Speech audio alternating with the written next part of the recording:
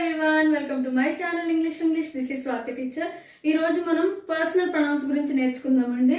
ఇక్కడ చూస్తే personal pronouns first person గురించి నేర్చుకుందాం. ముందు ఐ వి.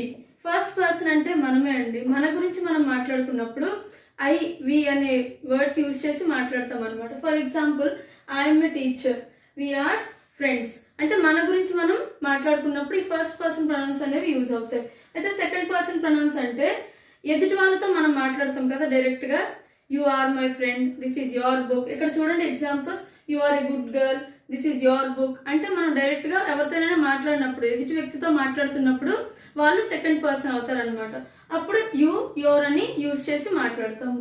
అయితే ఇక్కడ థర్డ్ పర్సన్ అంటే ఒకవేళ మా ఇద్దరం కలిసి వేరే వాళ్ళ గురించి మాట్లాడాం అనుకోండి, ఫర్ సపోజ్, అప్పుడు వాళ్ళు థర్డ్ పర్సన్ అవుతారు.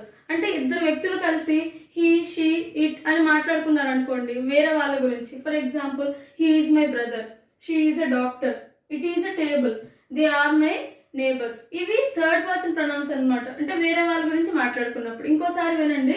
ఫస్ట్ పర్సన్ అంటే మన గురించి మనం మాట్లాడుకోవడం.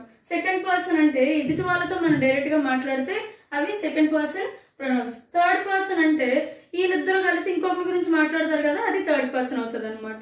So talk beautifully, live beautifully. Like, share, subscribe and follow my channel.